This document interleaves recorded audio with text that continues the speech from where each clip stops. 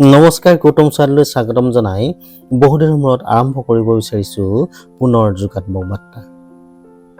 সৰু সৰু দিশবোৰ খুচৰি খুচৰি উলিয়াই আপোনালোকৰ মাজত যোগাত্মক বাৰ্তাৰ জৰিয়তে আগবঢ়াই দিব বিচাৰোঁ সুন্দৰ বাৰ্তা, যি বাৰ্তাই আপোনাক মোক আন দহজনক অকণমান হ'লেও সহায় কৰিব।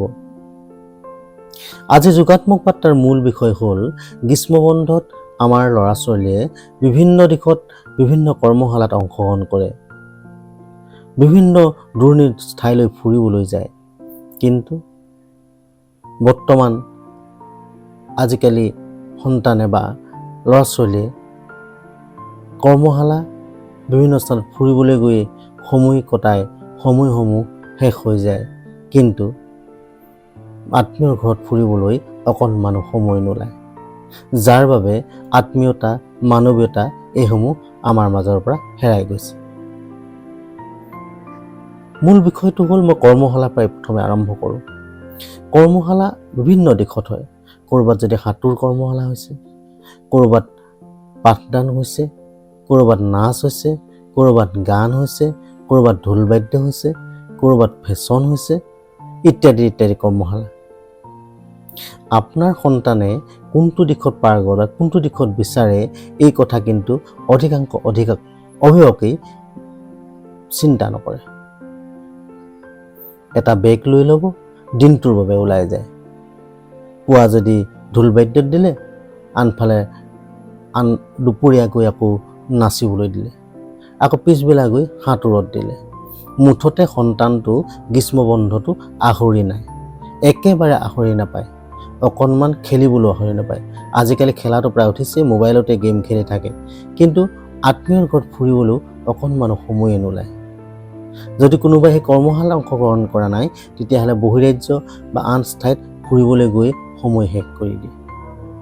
আত্মীয় ঘৰত গৈ অকণমান আলাপ, মানৱীয়তা, চিনা পৰিচয় এইসমূহ আজিৰ দিনত নাইকিয়া হৈ পৰিছে, যাৰ বাবে আজিৰ প্ৰজন্মই নিজৰ আত্মীয় লোককো চিনি নাপায়, তাৰ কাৰণে আত্মকেন্দ্ৰিক হৈ পৰে।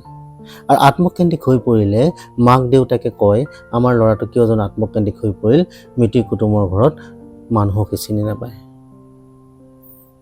আত্মীয় পেহীয়েক মাহীয়েক প্ৰায় মানুহকে চিনি নাপায়, এইবুলি কৈ যেন কিবা গৌৰৱবোধ কৰা যেনে কৰে। সেইখিনি কথাই সন্তানটোক অধিক আত্মকেন্দ্ৰিক কৰি দিয়ে। মিতিৰ কুটুমৰ আত্মীয়ৰ লগত যেতিয়া আহ যাহ নচলিব, সেই সন্তানে কেতিয়াও মানৱীয়তা আৰু আত্মীয়ৰ লগত যিটো আন্তৰিকতা সেয়া কেতিয়াও গঢ় লৈ নুঠে। সেইকাৰণে কৈছোঁ, কৰ্মশালাত অংশগ্ৰহণ কৰাওক। কৰ্মশালাৰ নামত ৰাতিপুৱাৰ পৰা গধূলিলৈকে আপোনাৰ সন্তানটোক ব্যস্ত কৰি ৰাখিলে আপোনাৰ সন্তানটোৱে একো দিশতেই পাৰ্গত নহ'ব। যদি সন্তানটোৱে নাচি ভাল পায়, তেন্তে নাচতে দিয়ক। যদি ঢোল বজাই ভাল পায়, তেন্তে ঢোল বাদ্যতে দিয়ক। যদি সাঁতুৰি ভাল পায়, তেন্তে সাঁতুৰিতে দিয়ক। তেতিয়া এজন ভাল সাঁতোৰবিদ হ'ব, এজন ঢোল বজাই ভাল পালে ঢোল বাদ্য হ'ব, এজন নৃত্যশিল্পী হ'ব। যিটো দিশত অধিক ভাল পায় সেই দিশটোৱে দিব। বলপূৰ্বকভাৱে আপুনি কাষৰ ঘৰ কোনোবাই ভাল নাচিছে, অসমৰ বাহিৰত নাচিবলৈ সুবিধা পাইছে, গতিকে তয়ো নাচ শিকিবই লাগিব বুলি বলয়ে যদি সেই তোমাৰ সন্তানটিক যদি ব্যৱহাৰ কৰা যায়, তেতিয়াহ'লে আপুনি সুফল নহয় বিফলহে দেখিবলৈ পাব। গৰম বন্ধৰ মাহটো আপুনি কৰ্মশালাত কিছু অংশগ্ৰহণ কৰালে, আন ঠাইত আপুনি ফুৰিবলৈ গ'ল, চিনেমা অকণমান চালে, সেয়া মই নাচাবলৈ কোৱা নাই, কিন্তু গৰম বন্ধৰ মাহত নিজৰ আত্মীয়ৰ ঘৰত অকণমান লৈ যাওক, এনায়েকৰ ঘৰত অকণমান লৈ যাওক, মাহীয়েকৰ ঘৰত এপাক লৈ যাওক, পেহীয়েকৰ ঘৰত এপাক লৈ যাওক। যেতিয়া সেই আত্মীয়ৰ লগত আদান প্ৰদান হ'ব, কথা বাৰ্তা চলিব, তেতিয়া আপোনাৰ সন্তানটোৰ মনটো বহল হ'ব, আত্মীয়তা কি চিনি পাব। তেতিয়া সুদূৰ ভৱিষ্যতলৈ আপুনি কেতিয়াও চিন্তা কৰিব নালাগে, মোৰ ল'ৰাটো আত্মকেন্দ্ৰিক হৈ পৰিল, কাকো চিনি নাপায়। আপোনাৰ সন্তান এনেদৰে যদি মিতিৰ কুটুম বা আত্মীয়ক যদি আপুনি চিনাকি কৰি নিদিয়ে, সেই সন্তানে এসময়ত আপুনি অধিক বেয়া ফলো পাব পাৰে। আনকি আত্মকেন্দ্ৰিক হৈ মাক দেউতাকো পাহৰি যায়। সেইকাৰণে আপোনাৰ সন্তানক কেৱল গ্ৰীষ্মবন্ধত আপুনি কৰ্মশালাত অংশগ্ৰহণ কৰাই ব্যস্ত নাৰাখিব।